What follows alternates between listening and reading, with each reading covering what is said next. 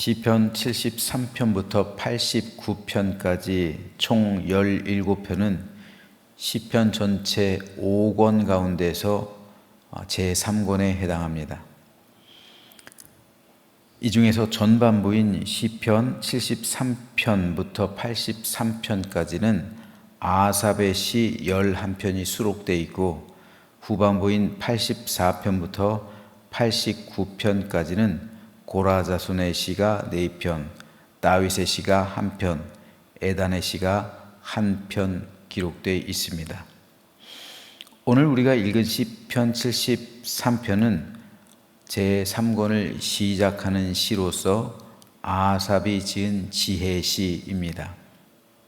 시편 73편의 주제는 악인의 형통 문제에 대한 깨달음이라고 할 수가 있습니다. 이 시에서 아삽은 도대체 왜 악인이 형통한 삶을 살아가고 있는지에 대해서 고민하고 있습니다. 그들은 하나님을 무시합니다. 온갖 포악을 행합니다.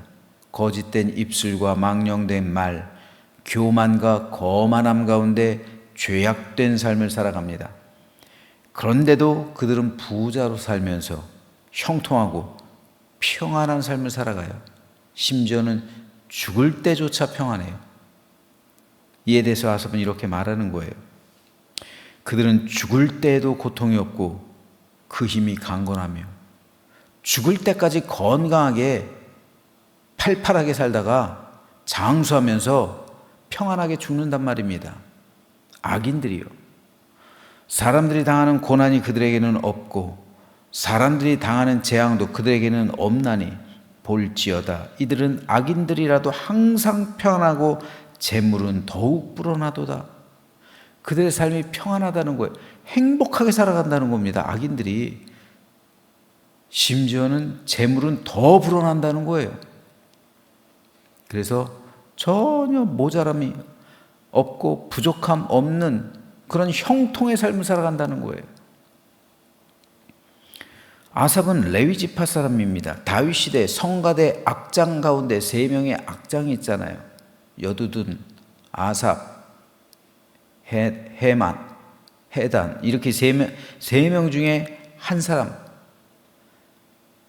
그래서 그는 하나님을 찬양하는 직무를 맡았습니다. 그런데 그의 눈에 악인은 형통하게 살아요. 의인은 도리어 형통하지 못하게 살아요. 오늘 본문에서도요, 자신은 날마다 고통을 당한다고 고백하고 있잖아요. 의인을 대표하는 사람이 자기예요. 그런데 자기의 삶도 힘들어요. 하나님을 믿는다는 것 때문에, 하나님을 온전히 예배하는 것 때문에, 그 신앙 때문에 여러 가지 시험과 고통과 환난과 역경을 겪고 있는데, 날마다 고통 가운데 살고 있는데, 그런데 악인들은 그렇지 않아요. 이 모습을 보면서 하나님을 찬양하는 직무에 시험에 든 거예요. 하나님이 살아계신다면 어떻게 악인이 되려고 의인은 고난당할 수 있느냐는 말입니다. 더구나 이스라엘은 신정국가잖아요. 하나님이 왕인 국가잖아요. 그것도 아삽은 그 위대한 다윗 시대 살아갔던 사람이잖아요. 다윗 시대 성가대 악장이에요. 그런데 다윗 시대에서조차 악인이 형통하고 의인은 형통하지 못한 삶을 살아가고 있었다는 말입니다. 그래서 아삽은 늘 이 문제를 두고 시험에 들 정도로 고민을 거듭했습니다. 그런데 아삽이 성소에 들어갈 때 불현듯 중요한 사실을 깨닫게 됩니다. 하나님의 성소에 들어갈 때에야 그들의 종말을 내가 깨달았나이다. 주께서 참으로 그들을 미끄러운 곳에 두시며 파멸에 던지시니 그들이 어찌하여 그리 갑자기 황폐되었는가. 놀랄 정도로 그들은 전멸하였나이다. 주여, 사람이 깬 후에는 꿈을 무시함같이 주께서 깨신 후에는 그들의 형상을 멸시하리이다. 아삽이 성소에 들어갈 때 깨달은 것은 악인들의 종말입니다. 악인들이 이 세상에서는 잘 사는 것 같고 형통한 것 같이 보일 수 있어요. 그들은 부유하게 살면서 오래도록 평안하게 살아가는 것처럼도 보입니다. 하지만 인생은 언젠가 죽음을 맞이하게 되어 있습니다. 이것은 모든 사람에게 닥치는 종말이에요. 그렇다면 그 종말 이후, 죽음 이후 사람은 어떻게 될까요? 구약 시대에는 영혼의 개념이 희박했어요. 내세라든지 천국과 지옥에 대해서도 명확하지가 않았습니다. 구약 시대에는 이 세상을 전부로 여겼어요. 따라서 부자로 살면서 형통하고 평안하게 장수하는 것을 최고의 축복으로 여겼어요.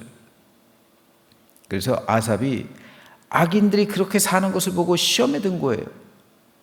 그런데 아삽은 그들의 죽음이 진정한 종말이 아니라는 사실을 깨닫게 된 겁니다. 죽음은 진정한 종말이 아니었습니다. 진정한 종말은 하나님 앞에 서게 될 때 그 영혼이 천국으로 가느냐 지옥으로 가느냐에 달린 문제였습니다.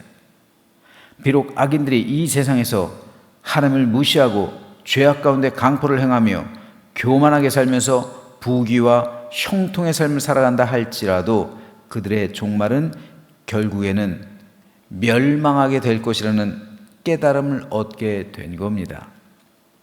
이것은 시편을 시작하는 서사신 시편 1편에서도 등장하고 있는 개념입니다. 그러므로 악인들은 심판을 견디지 못하며 죄인들이 의인들의 모임에 들지 못하리로다. 무릇 의인들의 길은 여호와께서 인정하시나 악인들의 길은 망하리로다. 결국 진정으로 복 있는 사람은 그의 종말이 형통한 사람입니다. 이것이 진정한 형통이요 축복입니다. 영원의 복을 어찌 이 세상에서의 짧은 생에서 잠시 누리는 복과 견줄 수가 있겠습니까? 악인들이 짧은 이 세상에서 잠시 형통할 수 있어요. 하지만 영원한 세상에서 그는 지옥의 저주를 받아 영원한 고통 가운데 살아가게 될 겁니다. 이것이 멸망이에요. 아삽이 깨달은 종말이 바로 이것입니다. 그들의 종말이 바로 이 지옥에서의 영원한 형벌, 이걸 깨달은 거예요. 그래서 아삽은 결론적으로 이렇게 고백합니다. 주의 교훈으로 나를 인도하시고 후에는 영광으로 나를 영접하시니 하늘에서는 주 외에 누가 내게 있으리요 땅에서는 주밖에 내가 사모할이 없나이다. 내 육체와 마음은 쇠약하나 하나님은 내 마음의 반석이시오 영원한 분깃이시라. 결국 아삽은 현세의 축복을 바라는 삶에서 영원의 세계를 바라는 신앙으로 바뀐 거예요. 현세의 축복을 아삽도 바랐기 때문에 악인들이 현세에서 자신보다 더 잘되고 의인들보다 훨씬 부유하고 형통하게 평안하게 사는 것을 보면서 시험에 든 거잖아요. 하지만 그것이 도리어 그들이 회개하지 못하게 하는 도구가 된 거죠. 그래서 그들은 그렇게 살다가 지옥에 가는 거예요. 그래서 악인들이 누리고 있는 이 세상에서의 형통은 오히려 그들에게 있어서 올무가 되는 거예요. 만일 그들이 형통하지 못하고 그 모든 재물이 다 어디론가 사라져버리고 가난함과 궁핍함과 곤고한 가운데 있었다면 자신의 인생을 돌아보게 됐을지 몰라요. 그래서 하나님을 찾았을지도 몰라요. 그리고 자신의 모든 죄악을 회개했을지 몰라요. 이게 도리어 그들을 향한 은총 아닐까요?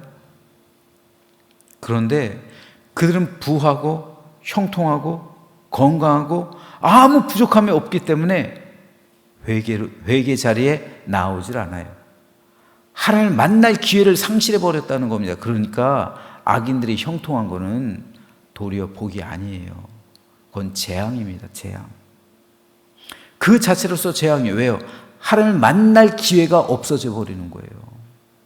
인생에 위기가 있어야 하나님을 만날 기회를 찾게 되는데 인생에 위기가 없으니까 하나님을 만날 기회가 없어요. 그래서 회개할 기회를 찾지 못하는 겁니다. 27절 말씀입니다. 무릇 주를 멀리하는 자는 망하리니 음녀같이 주를 떠난 자를 주께서 다 멸하셨나이다. 최종 결론이 뭡니까? 하나님께 가까이 함이 내게 복이라. 내가 주 여호와를 나의 피난처로 삼아 주의 모든 행적을 전파하리라. 하나님께 가까이 함이 그러므로 내게 복입니다. 왜요? 내 영혼이 천국 가잖아요. 이 세상이 전부가 아니잖아요. 진정한 삶의 실체는 죽음 이후의 세계잖아요. 바로 이것을 아삽이 깨달은 겁니다. 그래서 아삽의 삶은 현세적인 삶에서 내세적인 신앙으로 바뀌게 된 겁니다. 그래서 하나님께서 내 마음의 반석이시오 영원한 나의 분깃이라고 고백하고 있는 겁니다. 그러므로 이 신앙 고백은 오늘 우리에게도 여전히 중요합니다. 저는 생각해 봅니다. 과연 우리 가운데 죽음 이후의 세계를 소망하는 사람이 얼마나 될까요? 우리가 진정으로 천국을 갈망하며 살아가고 있는 삶일까요? 적지 않은 교인들이 현세에 집착하며 살아갑니다. 마치 구약에서의 이 모습처럼 현세가 전부인 양 생각하고 있어요. 그리스도인이 된다는 것은 결국 하나님 나라를 소망하는 삶으로 뒤바뀌는 것을 의미합니다. 그럼에도 성도가 천국을 사모하고 있지 않다면, 성도가 죽음을 두려워한다면, 성도가 하나님 나라에서의 기업을 갈망하고 있지 않다면 그 사람은 현세에 집착할 수밖에 없는 거예요. 그래서 이 세상이 전부인 것처럼 이 세상 것을 사모하면서 땅에 집착하는 삶을 살아갈 수밖에 없는 겁니다. 그렇다면 세상 사람과 살아가는 삶의 방식과 모습이 똑같아 보이는 거예요. 그리스도인이 된다는 것은 현세적인 삶에서 영원의 삶으로 소망하는 대상이 바뀌는 겁니다. 성도는 이 땅에서 기업을 얻는 사람이 아니라 천국에서 기업을 얻는 사람이에요. 그래서 예수님께서 주기도문을 통해 가르치신 가장 첫 번째 기도가 뭡니까? 하늘에 계신 우리 아버지요. 우리 아버지가 하늘에 계시다고요. 하늘에 우리 기업이 있다고요. 그러므로 하늘을 소망하면서 살아가야 한다고. 이것이 이 세상에서의 우리의 삶, 우리 본분이란 말입니다.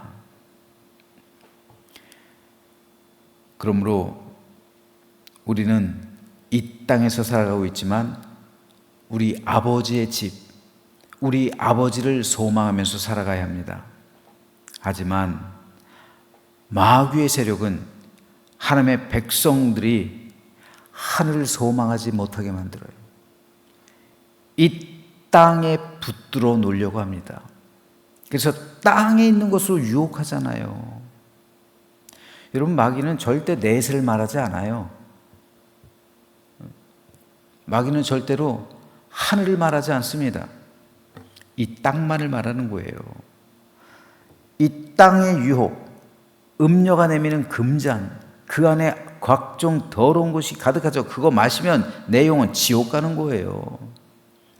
근데 그 번쩍이는 금빛 잔, 금, 은, 보화, 재물, 이 땅에 속한 것, 그것으로 성도의 영혼을 하늘에서 끌어내리는 것, 이것이 마귀의 유혹이잖아요.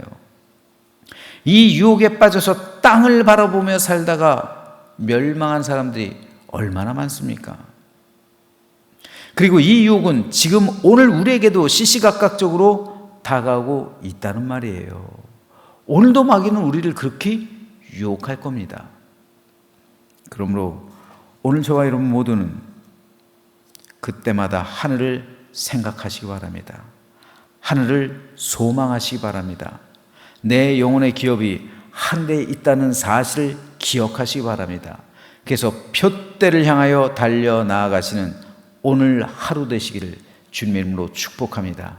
그래서 악한 마귀를 대적하고 모든 유혹을 뿌리치고 우리 구원을 완성해 나가는 오늘 하루가 되어서 날마다 하늘에 있는 우리 기업을 사모하며 언젠가 우리의 종말의 때 그것을 누리는, 그것을 받아 얻게 되는 거룩하고 축복된 우리 모두가 되시기를 주님의 이름으로 축원합니다.